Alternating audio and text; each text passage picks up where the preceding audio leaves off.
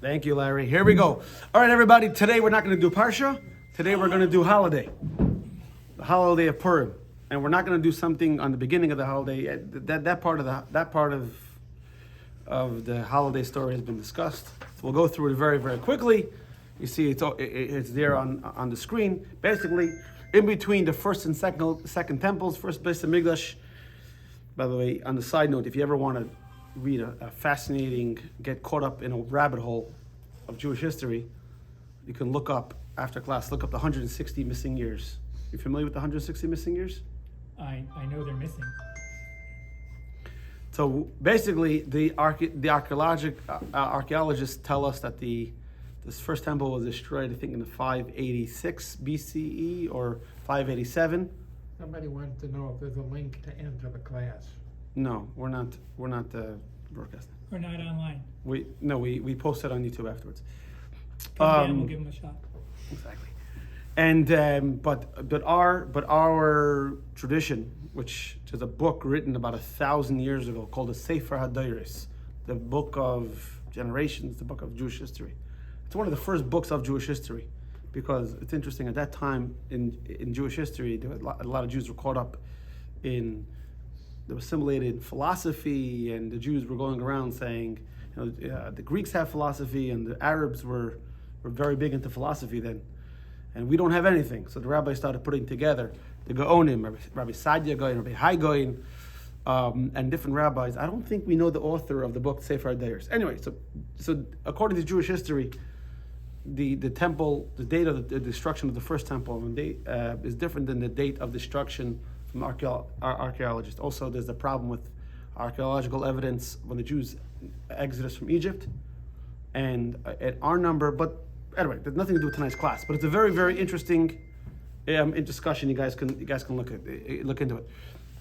So in between the first and second temple, so the first temple was destroyed by the Babylonians. Nebuchadnezzar was the king. Then later passed on to his son and grandson Belshazzar. Belshazzar was killed as predicted by the prophet Daniel. You ever heard the writing on the wall? They're saying the writing is on the wall. Mm-hmm.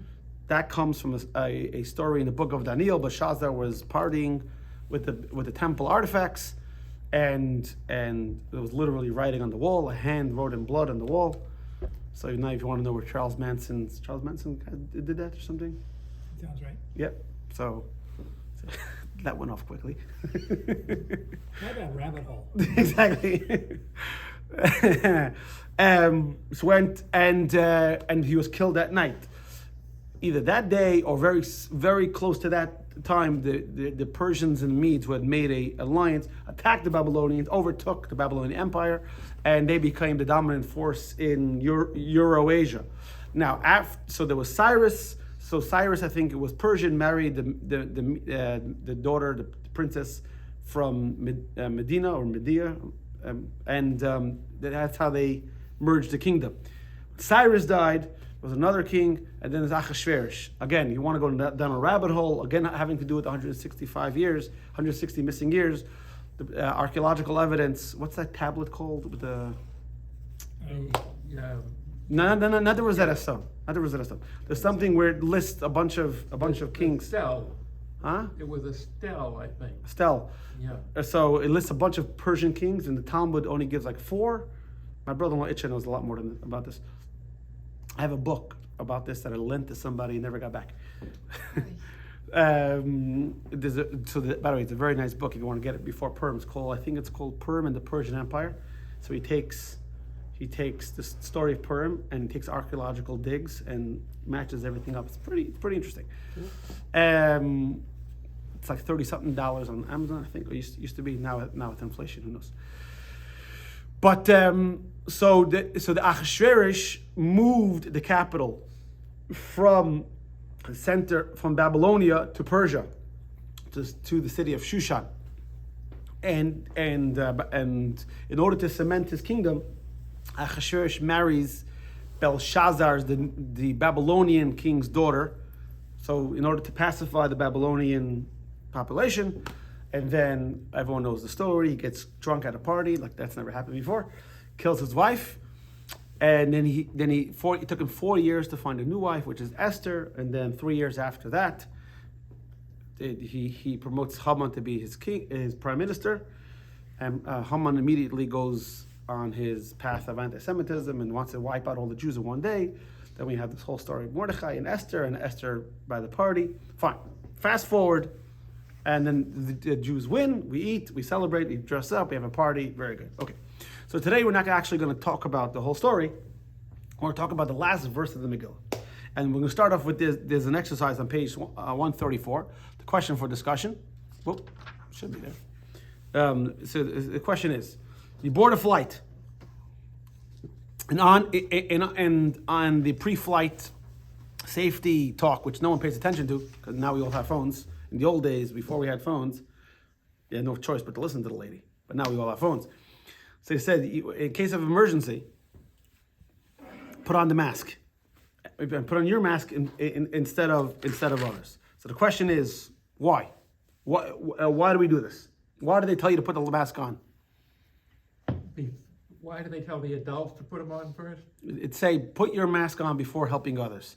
Not necessarily kids. Because you will not be able to help others unless you are being helped by the Yeah. thing. You will pass out along with the rest of them if you don't have oxygen. Anyone? Anything else? No, he's correct. There's no reason. So I've seen two other ways of looking at it. Number one, it tells you the importance of it. You got to take care of yourself. If I don't take care of myself, then how am I going to take care? Right? Exactly. Number two, Darwin's survival of the fittest. Right? If you can't put on your mask, that's a you problem. I don't see how that applies to me. And number three is by saving yourself. All right, like Ellery said, you can help others. All right. So here comes the crux of the question: how much do you have to serve yourself, and how much do you have to give up of yourself to help others? And this is the question of the class. So if you look at text 1a, this is the last verse of the Megillah. The last verse of the Megillah says that Mordechai the Jew was a viceroy to King Achashverosh, and he was great amongst his brothers and accepted by most of his brethren, seeking the good of his people and seeking peace to all the children. So Rashi picks up on this, and Rashi in the Megillah quotes the Gemara, text 1b, and says, why did it say accepted by most of his brethren? Because not everybody liked that Mordechai was part of the government. Part of the Sanhedrin disassociated from him because he came close to the government and neglected his duties. Now, most of the people, the Sanhedrin is a body of 70 judges. That's basically the Jewish Supreme Court. It was in Jerusalem. There was actually a Supreme Court. At the Beis HaMikdash, there was a lower Supreme Court of 23 judges. So, if you look at the picture of the Beis HaMikdash over there, so there was one before the Beis HaMikdash, at the entrance, and one inside the Beis HaMikdash. So that building you see towards the left over there, that's not really the Temple Mount in the picture, because the Sanhedrin was allowed to sit inside. And the Temple Mount, you're not allowed to sit. The only person who was allowed to sit was a descendant from King David. If you want to go down a rabbit hole, by the way, another rabbit hole. So when the kingdom was split into two, so the king of the northern kingdom was from the tribe of Manasseh. And one of his biggest problems was that he couldn't sit in the temple. He also wanted to sit. So the only King David and his descendants sit. So it was a whole thing. So he blocked off the road. It's a whole, how pride can, not only kids fight over the seat. Okay, so anyone over here we're going to pacify our Sephardic people here. Anyone over here the Ben Ish Chai? I've heard the name. Ben Ish Chai? Ben Ish Chai was a rabbi. He lived in Baghdad. Baghdad, I know these days we don't really connect Judaism to Baghdad, but the truth of the matter is there was a Jewish community in Babylonia longer than there was in Israel. The Jewish community in Babylonia, in Iraq, started in the middle of the Second Temple. They were expelled, and they were there through the Second Temple. They were there, obviously, we had the Talmud, and they were there through the Middle Ages, everything. They were there. They were expelled by the Iraqi government for the chutzpah of the Israel becoming a state. So they were expelled in 1952, 53, 54, something there. But talking about over 2,000 years of, more than 2,000, what am I saying? 2,500 years. Yeah, for sure, 2,500 years of continuous Jewish presence, and not like a small Jewish community. We're talking about a big Jewish presence there. So the Ben Ish Chai was maybe one of the last great Babylonian Iraqi rabbis, and he passed. You see in the biography, he passed away in 1909. So he writes over there. So from the fact that it says only minority disassociated, obviously most of the rabbis did side. Now let's go into the Sanhedrin for a second, because the Sanhedrin is different than the Supreme Court we have today. In today's Supreme Court, when they release an opinion, so they have the majority opinion, and then they release the minority opinion, the dissenting view. The Sanhedrin wasn't like that. The Sanhedrin, the way it worked was, they were presented a case. Let's say it was a capital case. The Sanhedrin it only dealt with major cases, or let's say a law that no one knew. Let's say, for example, the Sanhedrin was around in 1900, and the concept of electricity came up in Shabbos. Who would decide that? The Sanhedrin. They were the ones that made law. They were the ones that they were in charge of extrapolating law from all the previous sources. So in a case, for example, in a capital case or in a monetary case that the lower courts didn't know, so all the facts were presented, and then they would kick everyone out, or they would go into a private room and they would debate and back and forth, and then they would come out and would say, this is the opinion of the court. There was no dissenting view. There was no minority opinion. This is the opinion of the court, and everybody was obligated to go along with it. In fact, there's a very interesting law. It's not very famous because I don't think it ever happened. I'm pretty sure it never happened. Maybe I'm wrong, but if it happened, it happened once. There's a law called a Zakin Mamre, a rebellious elder. Are you familiar with this law? Rebellious elder? Yep. No. So Rebellious child with a few years on him. Thank you. There you go. I had a feeling you guys were going there. So a member of the Sanhedrin was called an elder.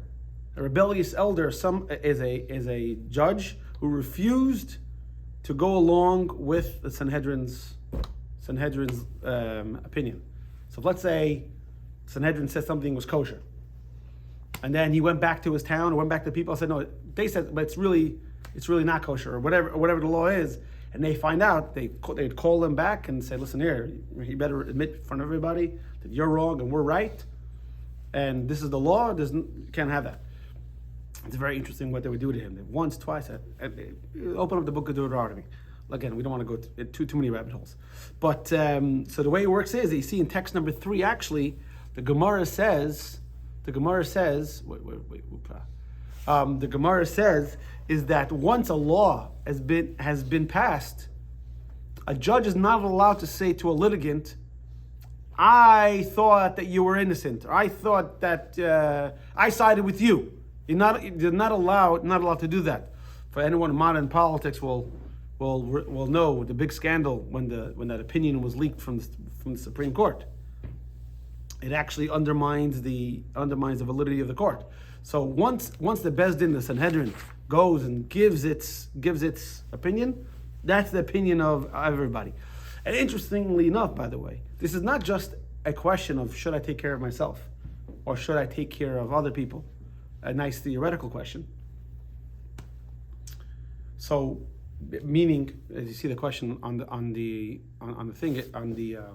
screen is, if this majority of Sanhedrin voted that Mordechai was doing the right thing, how could some of his people, some of his Sanhedrin brethren, some of the other elders not agree? Right? They always have to be in unison. So it's not just the question. The question is also in halacha, in Jewish law. Right? In Jewish law, if you're doing a mitzvah and another mitzvah comes along, what do you do? Finish the one you're doing.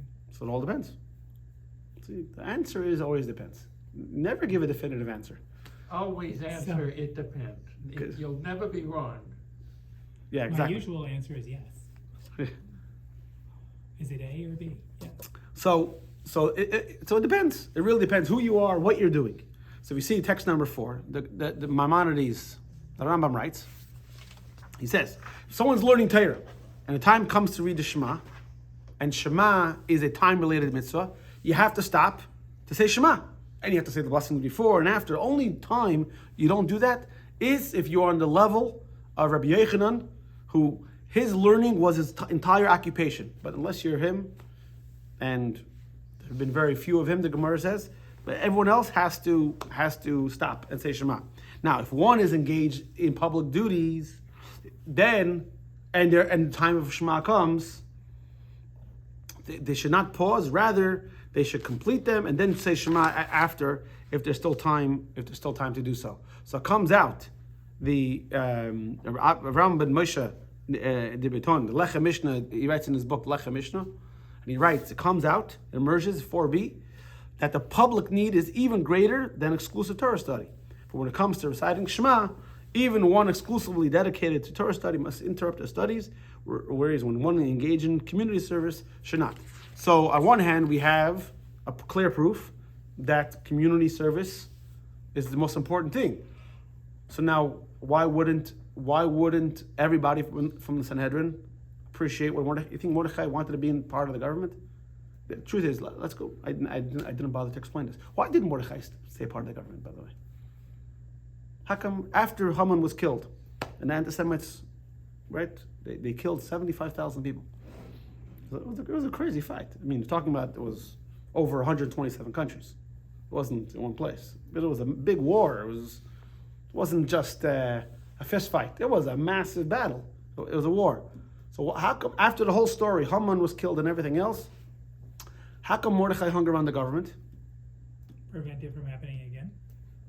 Because if you look at the story, it says, Gemara said, Achashverosh, the reason why he was called Achashverosh was because he was Chash Barosh. Chash Barosh means he was weak in the head.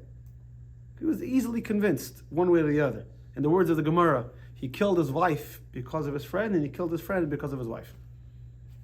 He killed Vashti because of Haman, he killed Haman because of Esther.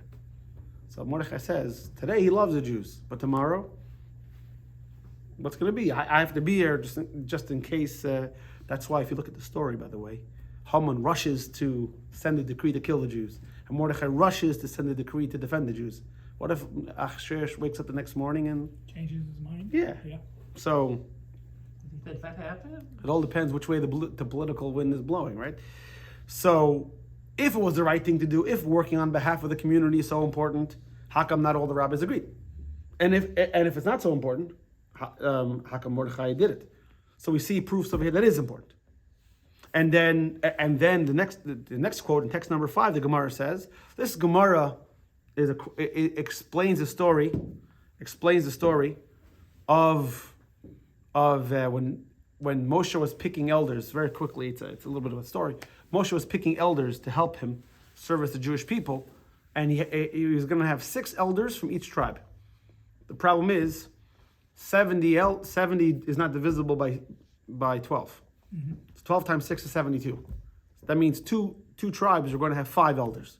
Now Moshe knew that no tribe would willingly give up one representative, so he made a goyrel, a lottery. He took 72 qualified people, and he put pieces of paper, 72 pieces of paper or parchment, probably. Right? This is ruled, He could have taken stones and wrote their name. Right? You've been to Matzada? They found the. You were the- just there. yeah. Weren't you just there? Yeah, they found the stones with the names. Right. Yeah. When they were drawing lots, exactly. So whatever it was, let's not. Right. And 70 came up elder, and 2 remained, and 2 were not. They were blank.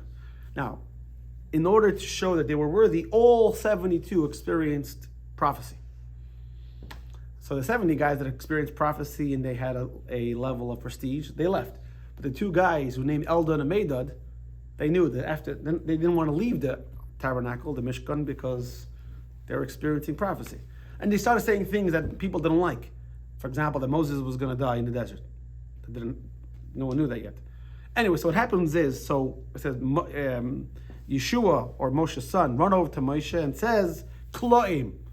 The word you see in text number 5, text number 5, the thing is Kloim. Kloim is, so what does Kloim mean? How do you translate that word? So one translation is imprison them, put them in prison because it's treason. Moshe was the leader, and here they're talking about a new leader while Moshe was alive. But another translation is like to be wiped out. So it says wipe them out. What does it mean? Joshua said to Moses, make them the head of to service the community, and you'll see that they'll disappear on their own. They'll expire on their own. So this one seems to say that serving the community is not a good thing. So which one's better? Serve myself. I mean, when you say serve myself, I mean advance my own spiritual. By the way, since this week is Parshas Tetzaveh, one of the Rebbe's greatest, the last mimer the Rebbe gave us was V'ata Tetzaveh, and in that mimer, which is really the Rebbe's, I don't really want to use the word last will and testament, but his message for us. So the Rebbe talks about over there that Moshe, on his own, you would think, would reach much greater heights, right? If, let's say Moshe wasn't bothered with all the little stupidities the community has, right? This guy stole my cow, I don't know, whatever it is, right? So you think you'd learn Torah the whole day, and you would reach great heights. The Rebbe shows from there that no, it's because Moshe served the people that he got much higher. But we see here that, so the question is, this is the question: should we sacrifice our own spiritual gain, our own spiritual advancement, in order to help other people, or I got to work on myself? So which one is it? Yes. Okay. Good. Yes. There you go. You learn quick. All right. Well, that one you gave me an A/B choice. It was easier. There you go. So in order to understand this, we're going to give a little bit of a story. Anyone ever heard of the Rogatchev Agoyin, the genius from Rogatchev? You ever heard of him? Yay, nay? No. No? Okay. Rogatchev Agoyin, he lived in the 1800s. I think he died in 1933, 34. He was from a town called Dvinsk. I think it's in Poland. And he was a crazy genius, not a regular genius. He had photographic memory, and they say he was a throwback to the Rishonim. He didn't quote, the Rishonim means, so Jewish authority goes usually in periods of about 500 years, 600 years. So the rabbis of the Mishnah was about like 500-600 years. The rabbis of the Gemara was 500-600 years. The rabbis of the called Gaonim, like from the year 600 to 1000, 1100, called the Gaonim. Then you have Rashi, Rambam, the Beis Yosef, the Ramban, Nachmanides. That's another 500 years-ish. Then after that, from 1500 sort of and on, you have what's called the Achronim. He was a throwback to the year, even though he was from the 1800s, he was a throwback to the times of Rambam and Rashi. He never even quoted the later people. And when people would ask him questions, he would answer in reference. And if someone thought they were very smart, he didn't tolerate those. He didn't tolerate inadequacy very well. So many times people couldn't understand his answers, and when he wrote. First of all, they say he had limited supplies, but he would write in abbreviation and just sources. So there's books dedicated to just decoding his writing. Actually, he called his name was Yosef. He called his book Tzafnas Paneach. Tzafnas Paneach is the name Paro gave to Yosef when he knew the meaning of the dreams. So the word Tzafnas Paneach means he knows deeper, hidden things. So he called that book because you could look at the book and it looks absolutely Chinese. Anyway, so he was one of the leading rabbis of the time. Even again among the geniuses, he was a good friend of. He wasn't Lubavitch, he wasn't Chabad, but he was a good friend of the fifth Chabad Rebbe, the Rashab, and the previous Rebbe. So when the previous Rebbe was kicked out of Russia in 1927, so he came to Riga, which is in Latvia, and he organized a meeting of rabbis. He organized a meeting of rabbis in order to speak about how we can help the Jewish community in Russia. and he wanted the Rogachover to be on the board, to be part of the panel. The Vad is a panel. Yeah. So he said the Rebbe told the story, and look at text number 6. So he says after the previous Rebbe was forced to leave Russia, so one of the suggestions was the second paragraph was to establish a committee who would periodically meet and discuss how to best serve the Russian Jewry. The Rogachover was asked to be part of the committee. He demurred, stating this is his answer. He didn't say no. He just said it's hinged upon an argument between the Babylonian and Jerusalem Talmud. So, in order to understand that, you have to understand what exactly the Rogachover is talking about. Because the Rogachover had the entire Talmud in his head, open. He literally had photographic memory. He knew everything. Like so, they want to ask somebody who was versed in the entire Talmud. What's the difference between the way you know the Gemara and let's say the way the Rebbe knows the Gemara? He says, with me, the guy also had photographic memory. When you ask me a question, I have in my mind, so to speak, I have to go to the shelf, open up the book, and go there. So the Rebbe has such a mind where all the books are open. The Rogachover had that kind of mind. All the books are open, so he would answer you in these cryptic references. But in order to get it, you had to. So what does that mean? So let's explain. What's the difference between the Jerusalem Talmud and the Babylonian Talmud? So you see in text 7a, the sages taught the early generations of pious men would wait 1 hour, pray 1 hour, and then wait 1 hour again. This raises the question. Since the early pious men would spend 9 hours per day engaged in prayer, how was the Torah preserved? And how was their work accomplished? Rather, because they were pious, they merited that their Torah is preserved and their work is blessed. That's the Talmud, the Babylonian Talmud. Look at text 7b and see if you notice any differences. Text 7b says, or Yitzchak ben Elazar says, because they were pious, their study was blessed and their work was blessed. You guys notice any differences? It's very, very subtle. Very, very subtle. Let me...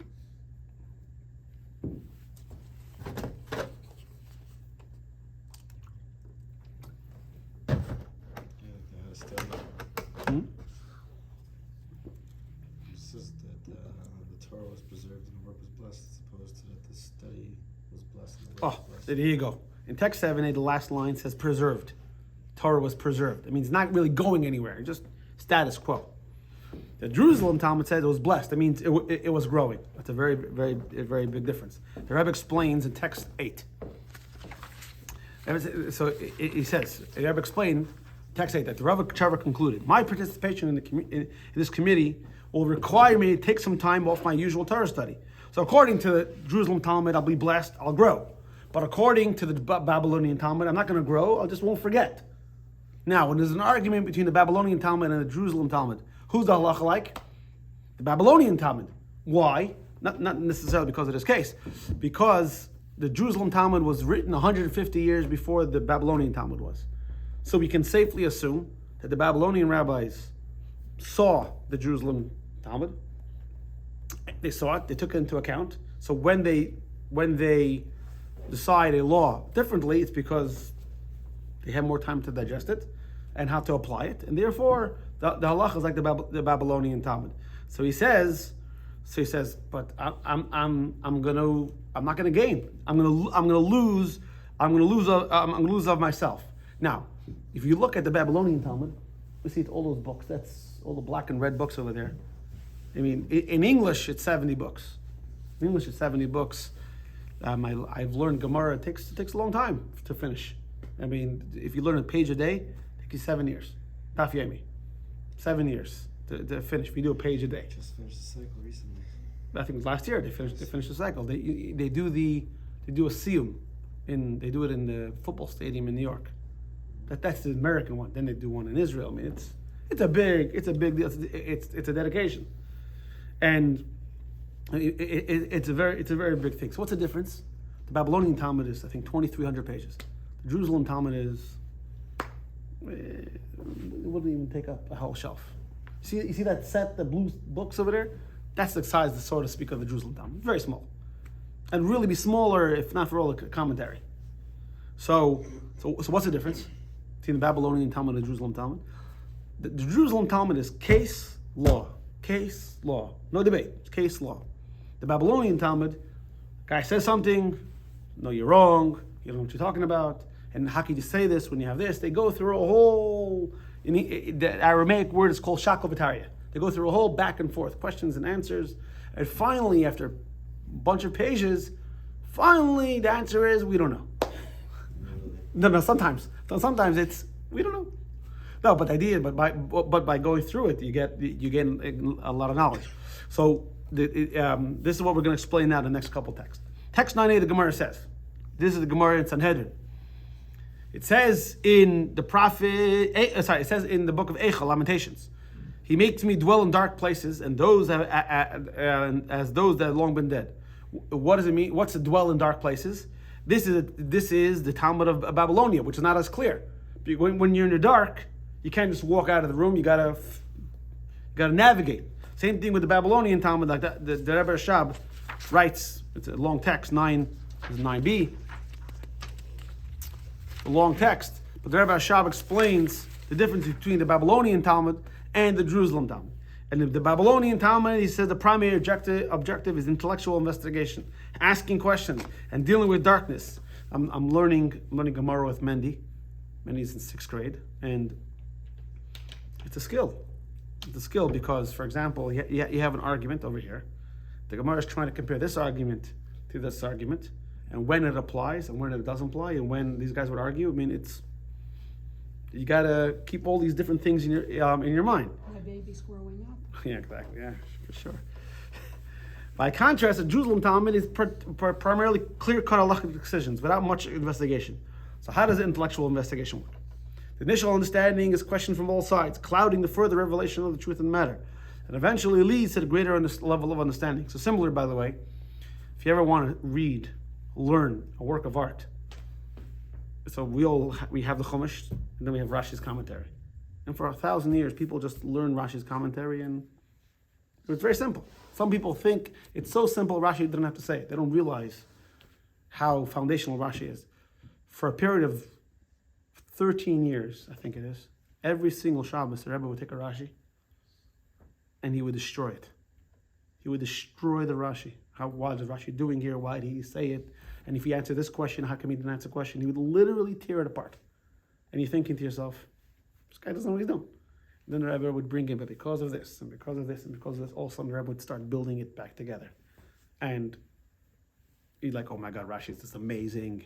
You know, it's from the period, I think, from 1965 when his mother died until 1978, 77, somewhere around there. They're called Rashi Sichos. And the Rebbe actually wanted people to submit questions. The Rebbe once screened, gave it over the head to the Chassidim because he got a question from a kid, and no adults sent him a question. How could it be a kid asked this question and you guys don't ask this question? But we see over here.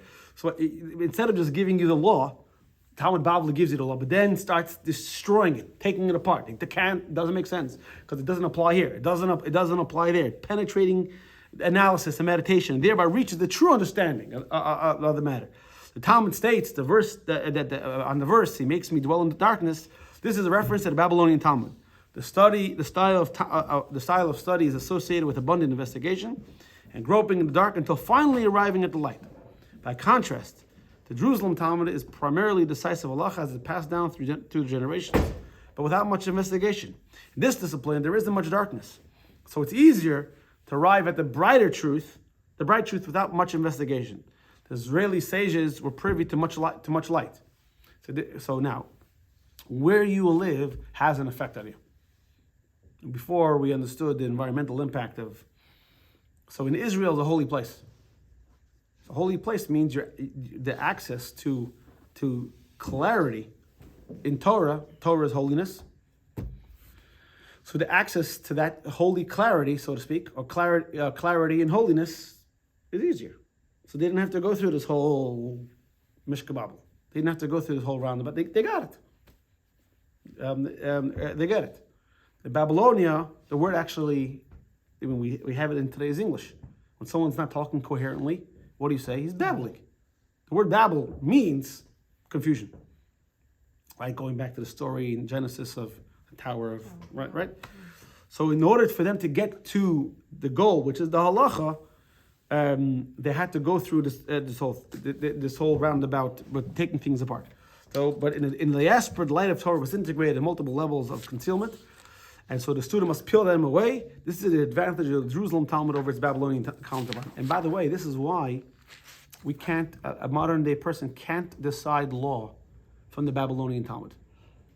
Because it's so convoluted, it's so mixed up, and many times there's a bit of a conversation here and a bit of a conversation somewhere else. Unless you have that Rogachover Maimonides, so to speak, breadth of knowledge, where the whole Gemara, the whole Talmud is one book, really, you can't decide law.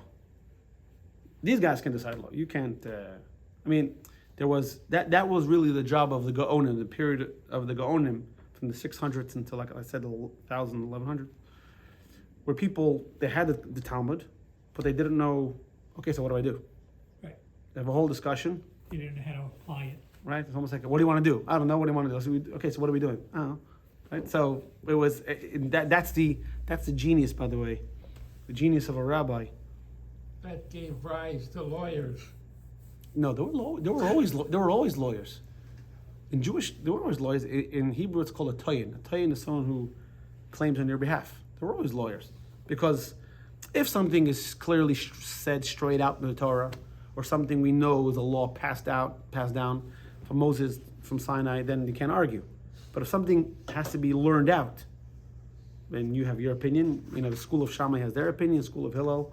So there already you can put forward a case why what the Gemara does, why you think you're right.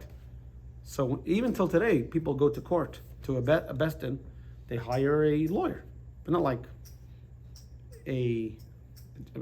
law school, Harvard, they hire a Jewish lawyer. Someone who knows the code of Jewish law. It's a gift. So now,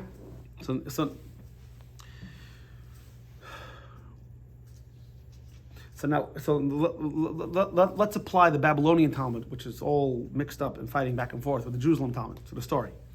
Where do you think Mordechai was born?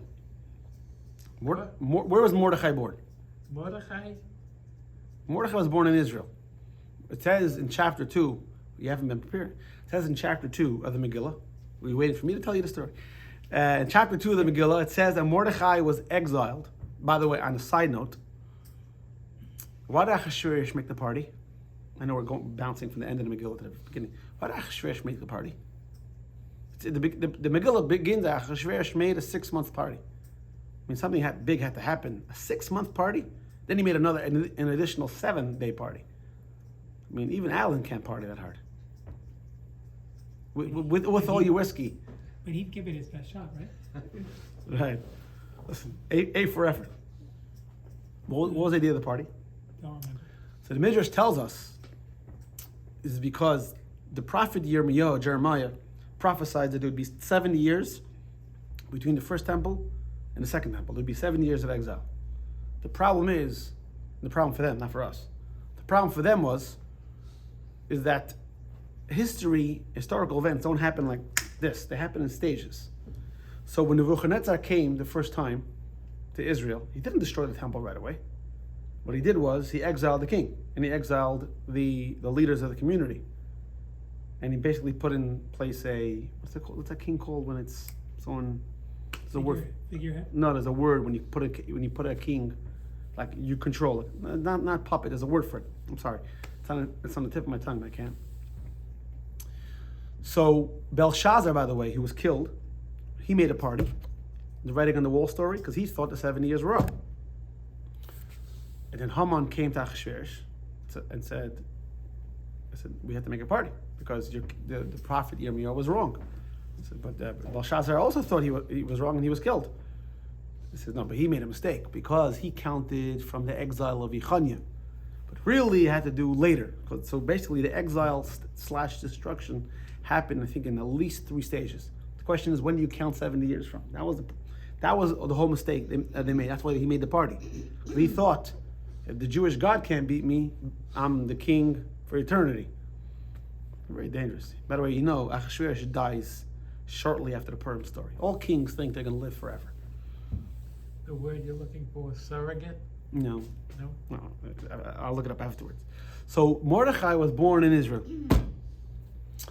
And he was exiled 11 years before the destruction of the temple. He was exiled. By the way, in the story of Purim, Mordechai is a very old man. He was alive for the destruction of the first temple, and he's alive for the construction of the second temple. And he was already an elder, so he was a very old man in his hundreds at the story of, I think, in 100, 105, 108. So, where was it? So most of the elders, they were originally from Israel. It's interesting. It says, by the way, that I read somewhere that Mordechai came back to Israel. Well, I jumped ahead. 1 second. Sorry. So we had the story because all these historical things going on in my mind.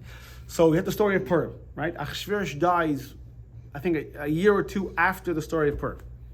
Okay, I know in the book it all happened like this, but the story of Purim is actually really a 13-year saga. It's a long thing. Achashverosh and Esther have a kid. So after Achashverosh is Cyrus, then there's what's called Darius the Great. I want to say, hope I'm not speaking it correctly, I think the rabbinic opinion is Darius the Great was a child of Achashverosh and Esther. And he gave permission to the Jews to rebuild the temple. Interesting, by the way. The Jews, many people don't know this, the Jews actually got permission from Achashverosh to start rebuilding the temple and laid the foundation. But Achashverosh's first wife was Vashti. And Vashti was the granddaughter of the Babylonians. She said, my great grandfather destroyed the temple, and here you have a chutzpah to build it, and you say you love me, so Achashverosh put a stop to it. So they got the. It says, by the way, that Achashverosh made a decree that the Jews can't build the temple, and the rule was, we see in the Megillah, that once the king made a decree, it can't be abolished. So how did Darius make a decree? Mordechai and Esther arranged that the paper should be. No one could find the decree. The original. Yeah. So that I mean, it's very interesting. The Midrash talks about how they got about the law. They couldn't Google it. Exactly. So what happened was, after the story of Purim, Jews started going back, but a very small percentage of Jews left Babylonia and Persia. I think Ezra went from Babylonia with 40,000 Jews. That's not a lot of people. That's very, considering that most of the Jewish people live in Babylonia and Persia. I mean, that's nothing. Let's say in Yiddish, babkes. When the temple was being rebuilt, then more Jews came. It says Mordechai came with the second wave of Jews, and he was in Israel. But then he went back to help secure the Judaism. So he went back. So most of his friends, rabbi friends, were in Israel. Now in Israel, they see it. They see it clear. Now let's go through. What's the job of Sanhedrin? The job of an elder is not just to look stately, smile and wave, and just what are the royals? They do this, right? And the job of an elder is not just to adjudicate cases and to be a lawyer and a judge. His job is to be a teacher. So the Gemara says Maimonides says, text number 10, says the Sanhedrin used to send agents throughout Israel to examine candidates for the office of judge. Whoever was found to be sin-fearing, humble, contrite, respectful, and well-liked by the people, he was made a judge of his town, and then he went up to the temple court, and there he was promoted. You see over here what I referenced before, that it was the entrance to the temple, then to the temple court, and then to the Supreme Court. So now, the majority of the rabbis in the Sanhedrin were from Israel, and they understood because they remember. This is very important to remember the text before, the difference between the Babylonian and where is it? Babylonian and the Jerusalem, right? The Jerusalem Talmud says it's preserved. The Jerusalem Talmud said it's blessed. It means when you work, you grow. You don't sacrifice it yourself. So the majority of the rabbis were from Israel, and they appreciated that Mordechai can still have the same level of devotion to law, to Torah, and he can grow in the service and be part of that, and be part of the government. Because they saw it like the Talmud Yerushalmi, the Jerusalem Talmud, the clarity. nothing is weighing you down. But some of the rabbis, again, a long time past, some of the rabbis were born in Babylonia, and they saw that if you serve in the government, if you occupy yourself on behalf of the community, then you're not going to grow. Yeah, maybe you won't lose anything, but you're not going to grow. So now we can understand why some rabbis agreed and why some rabbis didn't agree. So what's the job? The job of a zaken is really. Here we go. The job of a zaken, of an elder, was primarily to serve the public, to teach the public. It wasn't to judge cases. Yeah, it is there, but let me ask you a question. How often do you think a law comes up and only the Supreme Court can figure out? I know here in America it's every Monday and Thursday, but and how often is there a capital offense? I mean, A very small percentage. but you have to remember what a capital offense means. Capital offense, I think we discussed this in other classes. Capital offense means with witnesses and warning. There was no witnesses, and the witnesses didn't qualify as witnesses. They didn't even bother going. Right? Let's say the witnesses were related to each other. There's no evidence, or the witnesses didn't give the guy a warning. There was no right. So what were they doing most of the time? Playing golf, right? What do politicians do most of the time? Playing golf, right? Isn't that getting rich? Insider trading. So what was the job? What was the job? Too political? Okay, I'll stop. Making T-shirts. So kissing babies. There you go. There you go. So the job of the elders was to teach the people. There's an interesting idea. Let me bring in the story in the book of Judges. In the book of Judges. So let me just give you right. So you have Aaron is the first high priest, right? Then you have Elazar, his son, is the next high priest. Who's the next high priest? Pinchas. Now we know that Pinchas will get this incredible blessing from God. He became a Kohen, and he lived for because with the blessing he gets, he lives for hundreds of years. I mean, literally, something abnormal. We find him popping up. All of a sudden, you know the story, the famous story of Yiftach, who he promised if he wins the war, the first thing that comes out of his house he's going to sacrifice? Yeah, that's Ada. Huh? Ada. Ada? I think the name they gave her was Ada. Maybe I don't remember. See? So The someone's got to thing get. is, there's no proof. There's no written proof, but according to some traditions, the daughter's name was Ada. Okay, and maybe you learn something new every day. Yeah. Could be. Anyway, so that story, Yiftach made the vow was a very foolish vow to make, and would have been very easily annulled. I was going to say abolished, but that's the wrong word. Annulled. But Yiftach thought, I'm the leader of the Jewish people. The Kohen Gadol, Pinchas, has to come to me. Pinchas thought, I'm the Kohen Gadol, and I'm, an old man. This fine schmecker, new guy in the block, he has to come to me. Nothing was ever done, and the daughter suffered. Either she wasn't allowed to marry, she lived her life in a tower. But that's where the whole story of Rapunzel comes from. This medrash was written. She was locked up in a tower, wasn't allowed to marry. Some people say he actually killed her. But again, the whole point is that Pinchas' job was to travel around the land and teach people. And he said because he didn't, he lost his divine prophecy, and he died. The job of a teacher is to teach. And you don't wait for people. Imagine I sat in my office waiting for people to come in. Can I put on tefillin? That's not the job of a teacher. The job of a rabbi is to go out there and try to motivate people to do the right thing. You see text number 11. Speed down the road, get pulled over by a cop, and have him put on film. That's the last time I ever invite you to my house for dinner. Oh, a story. He's got the picture in his book. That's why I speed, because I'm hoping the cop pulls me over. But it's got to be a Jewish cop. Exactly. If not a Jewish cop, he gives me a ticket. So far in my life, I've encountered a lot more non-Jewish cops. That's our problem.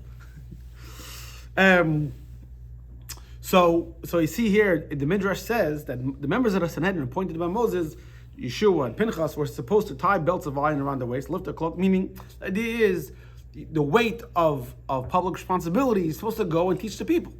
Not not just sit there in a nice fancy clothing, put on regular clothing, and go around and teach the people.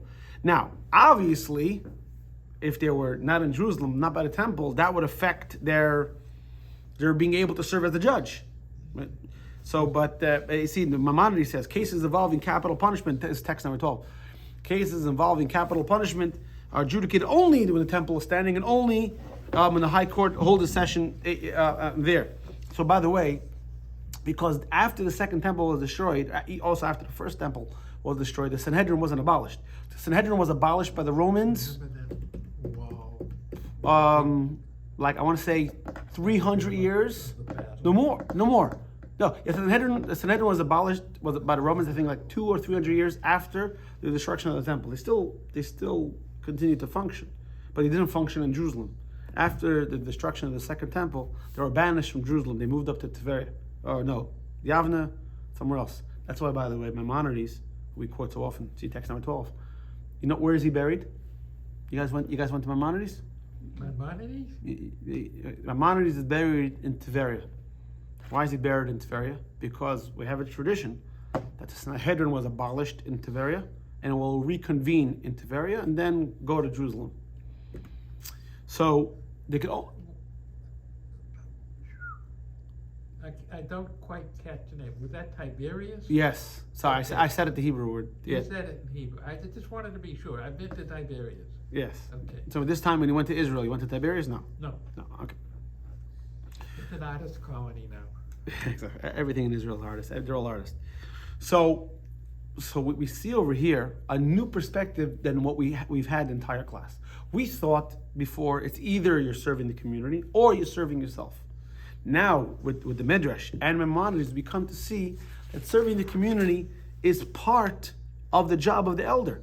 When a person who's a judge, an elder in the Sanhedrin, is serving the community, he's not sacrificing himself. That's part of what he's supposed to do.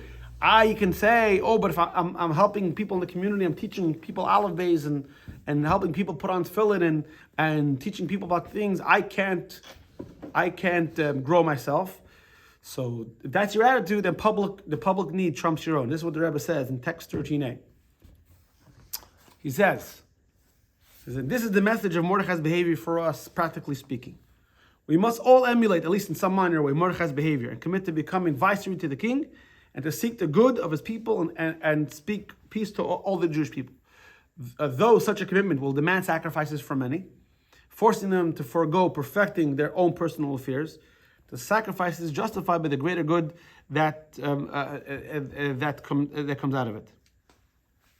So if anyone thinks, I can't teach this person, I can't spend time with that person because I can learn a lot better, think to yourself, are you better than Mordechai? Those guys? No. So therefore, you always have to think, if they can do it, I mean, if your attitude is that I'm gonna try to help this person in coming closer to Hashem, then you'll see you won't, like we see in the Babylonian Talmud, and you won't lose anything. And the Jerusalem Talmud, you'll only grow. You'll only become better for it. And the Rebbe continues in 13b. If Mordechai's behavior, and he actually brings a great proof, if Mordechai's behavior, it was such to save the Jewish bodies, because remember, the decree of Haman was not on Judaism. The decree of Haman was on Jews. That means if a Jew would have converted, then it would have been saved. So that's the difference between Purim and Hanukkah. Hanukkah was on Judaism. It's against the Torah. Haman's decree was on the Jewish bodies. He didn't want Jews. But if you identify, there you go, another political drop. As a Persian, then you're safe.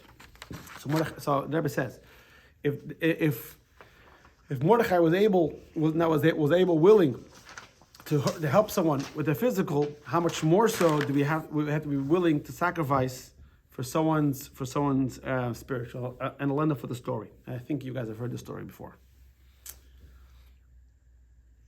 but it's okay because Michael. A good story is worth repeating. That's number one. Number two, Michael J doesn't remember it. So, There you go. So it's new to me. and Alan doesn't say anything. So, See, that's what Alzheimer's biggest, blessing is.